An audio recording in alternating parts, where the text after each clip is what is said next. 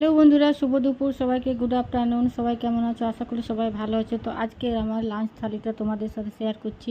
দুপুরের মেনুটা তোমাদেরকে দেখাচ্ছি কী কী আজকে হয়েছিল। তো এই যে দেখো, আজকে আমার ভাত নিয়ে নিচ্ছি। আজ একটু ভাতটা বেশি মনে হচ্ছে, এতগুলো ভাত আমি খেতে পারবো না, দেখি যতটা পারি খাবো, তারপর দেখা যাবে। আর এইখানে আছে তোমাদের ঘি কারলা ভাজা। এখন ঘি কারলা ভাজা বর্ষাকালে, এখন এইটা কিন্তু খুব বাজারে আসছে আর কি, ঘি কারলা। তো এটা ঘি কারলা ভাজা। এইখানে একটু আছে আলু ভাজা, এই যে আলু ভাজা। আর এইখানে আছে পিফা ভাজা। এই যে দেখছো পিফা ভাজাগুলো একটু মানে নরম হয়ে গেছে। গোটা জিরা দিয়ে পিফা ভাজা ছক্কা। আর এই যে পেঁয়াজ একটু আছে আমার থালায়। এইখানে আছে 2 পিস মাছ। এই যে দেখো 2 পিস মাছ, একটা এরকম চাকা, একটা এরকম লম্বা তো চাকাগুলো, দুটো চাকা, ঝোলটা কম আছে। আর এইখানে দেখাচ্ছি তোমাদেরকে, দেখো এই যে টমেটো পোড়া। আজকে একটু মনে হলো যে টমেটোটা একটু পোড়াই, টমেটো পোড়া অনেক দিন খায়নি তো।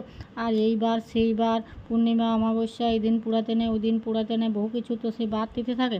সেই জন্য আজকে ভাবলাম যে শুক্রবার, আজ একটু টমেটো পোড়াই। টমেটোটা, কাঁচা লঙ্কা, এই যে পেঁয়াজ কুচি দিয়ে একটু মাখছি।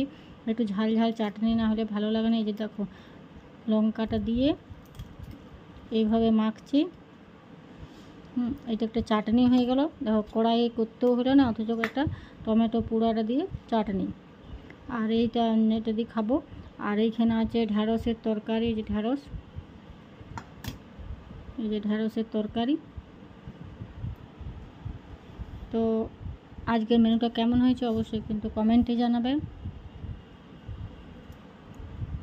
আর ভালো লাগলে একটা লাইক করো, কমেন্ট করো। তোমাদের কমেন্ট লাইক পড়তে আমার খুবই ভালো লাগে।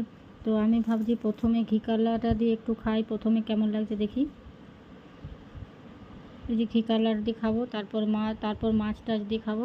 তো ভিডিওটা ভালো লাগলে অবশ্যই লাইক করো, কমেন্ট করো।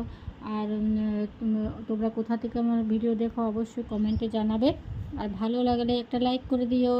তো দেখা হচ্ছে একটা নেক্সট ভিডিওতে। ততক্ষণ তোমরা ভালো থেকো, সুস্থ থেকো। Tata, bye bye.